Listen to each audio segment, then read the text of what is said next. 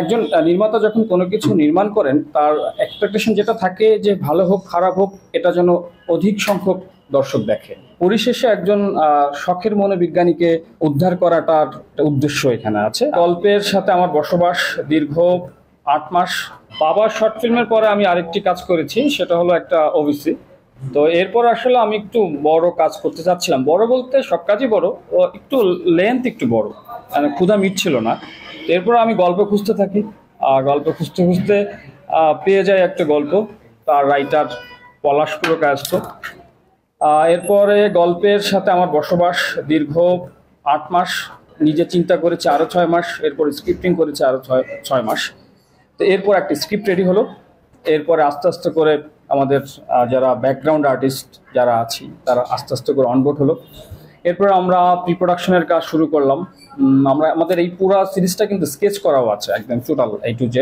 তো তার জন্য আমরা আরও 3 মান্থ সময় নিয়েছি, তারপরে শুটে গিয়েছি এবং ইটস বিন 2.5, প্রায় 2.5 বছর আগে আমরা শুট করেছি। বিভিন্ন কারণে করোনা টেস্ট কারণে আমরা আসলে একটু সময় আসলে চলে গিয়েছে। তো এই জার্নি, আর আলটিমেটলি আপনারা তো দেখতেই পেলেন 2টা পর্ব, এটা টোটাল 6টা পর্ব। এই গল্পটা আসলে সাইকোলজিক্যাল থ্রিলার। তো এখানে একজন কি বলবো, যে আমি যদি এক লাইনে বলি যে পরিশেষে একজন শখের মনোবিজ্ঞানীকে উদ্ধার করাটার একটা উদ্দেশ্য এখানে আছে। আর ভিতরে আর অনেক কিছুই আছে যেটা আসলে আমি এখন বলতে চাচ্ছি না। আপনারা যখন দেখবেন, আগামীকালই দেখতে পাবেন বঙ্গে, তখন আপনারা বুঝতে পারবেন। আসলে বিষয়টা কি দেখেন, শিল্প কখনো পুরানো হয় না। তো এটা সবসময় আসলে সব সময়ের জন্যই। তো ওই বিশ্বাস আমি রাখি। তো সেই বিশ্বাস থেকেই আমার যে ভাবনা চিন্তা যেভাবে চিত্রায়ন করা, আর সেক্ষেত্রে আশা করতেছি 2.5 বছরের এই সময়টা আসলে কোনো প্রবলেম ক্রিয়েট করবে না। দেখেন, আসলে আমরা যখন কোনো গল্প দেখি বা গল্প যখন আমরা পড়ি নির্মাতা হিসেবে, তখন আমরা সেই গল্পের সাথে আসলে কোন চরিত্রগুলো যায়, তো এই চরিত্র যেগুলো যাবে তার ক্ষেত্রে কোনো কম্প্রোমাইজের কোনো বিষয় অন্ততপক্ষে আমার কাছে নেই।